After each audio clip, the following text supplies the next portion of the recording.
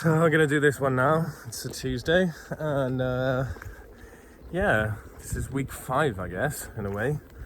For the last few days, I've been walking along this canal, the river now, the Vilaine, and it's gorgeous. Like it's really nice, and the temperature's just getting hotter and hotter, and I've been really tempted to just like get in and have a dip and have a wash. But I just sort of quickly Googled it, like, can you swim in the Vilaine? And as soon as I saw in the words like fluorescent green and like some sort of bacteria thing, I was like, yeah, that's probably not good. A guy sort of I think he said he jumped into it, went for a shower straight after, and even then had just like red patches on his skin. So it's probably a good idea to give it a miss. I did have my like big 5-litre bottle of water, so I drank that and I was carrying it around. The idea was to sort of fill that up and then maybe let it like heat up in the sun a little bit and then sort of wash off with that, but it's probably just not clean enough. So I could have put some, like, I've got some tablets, like purification tablets. I could have maybe used that, but I think it's just not worth the risk. The amount of sort of free shower blocks I was seeing going along the coastline up by Cherbourg, and then sort of through the towns by Rennes. It's just, yeah, it's amazing. Some really, like, along this canal as well, like really decent like shower facilities. Just sort of, yeah, I wish there was more of that everywhere in the world. I guess it just doesn't I don't know. Maybe they close them through the winter. No idea. But even then, like in the winter, for like someone living on the street, like having a nice warm shower would just make all the difference.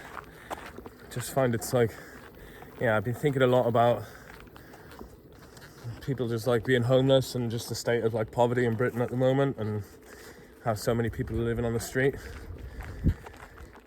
And yeah, just that thing of getting stuck into that routine of like, you know, you're trying to get a job, you try and present yourself for this job the best you can, and you know, even I wanted to move to, when I had the idea of moving to Plymouth, it was like, you know, I needed one or the other, the job or the house, and like to fit in sort of forms, and you just sort of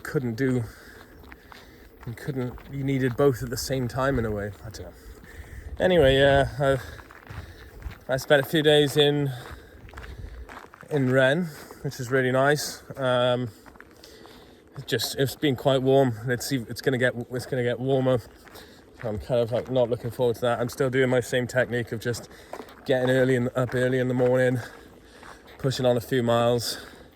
It's about 3 o'clock now though, so I'm lucky I'm under shade a bit, but I probably shouldn't be walking in this at the moment.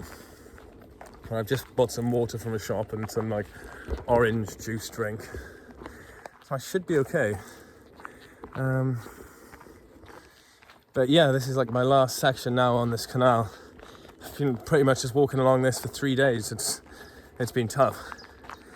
Like the noises are great and all the wildlife then, but I wanted to beat the shit out of a duck earlier, or last night anyway. The last 2 nights when I've been trying to get to sleep, and these ducks are just going off on one. So, but yeah, it's cool. I met a girl who's doing from Mont Saint-Michel to Nantes. She's quite far behind. Like, I guess I've been walking for a month now, so I'm a bit used to it, and I do have a quick pace, I think. So we exchanged details. We were chatting a bit yesterday, but yeah, she's still quite far behind, and so like I kind of just don't want to like wait around all day, like especially today when it was a little bit of overcast. It was just like, right, you need to get walking, just need to put the distance in. Little dog. Yeah, but Rennes was cool. I did a bit of busking. I sort of saw the big churches, and I was a little bit, big cathedral, and I was a little bit off put by how grand and gold everything was. It almost just goes away against the sort of idea of like Christianity and giving and stuff. So I'm a little bit struggling, I guess, with the religion side of it and trying to, like priests just living so wealthily, and just there's something wrong with it. There's something really wrong with it. If you ever see Game of Thrones, you see the High Sparrow who's just literally has nothing. John Price, I think it is. It's just incredible sort of role for it. Whilst you've got like the other sort of religion, it's just all, and they're all whoring and whatever. Yeah, still. Ren was cool. I just had a little wander the first day. I got there a day early. My mum had booked me a hostel for the night on the Friday, and I got there then on the Thursday.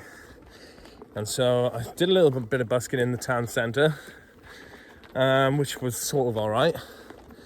And then I caught a bus like to the outskirts of town, not far actually where I'd walked in, the path I'd walked in along this canal. But I went to a decathlon there and I bought some gas because I needed fresh gas. And I just went and had a McDonald's and it was great, and I'm not going to complain about that. And then I did buy another bottle of vodka. Just seems, at least it's like a white spirit. That's my sort of the way I can look at it. I'm not going to like put on weight or feel like hungover. Supposedly, that's the trick. Drink white spirits.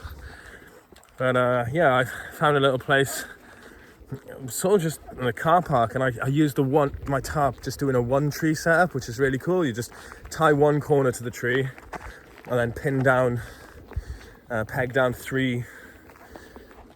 three other corners, and it worked really well. There was only a little bit of drizzle, and I did the same route then that I'd came in, except I walked a different way into town.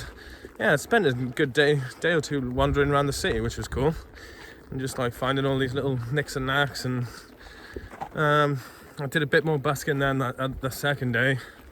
It didn't go half as well. And it's just nice to get into the hostel then and just have to lay down for an hour or two. I went back out in the evening with the guitar. I didn't do any busking, but I just sort of sat on a bench and played for a bit. I went and I did all my laundry before getting to the hostel, which is good. I quite like just sitting in the laundromat and laundrette and just like doing all the washing, like half hour whilst I read my book.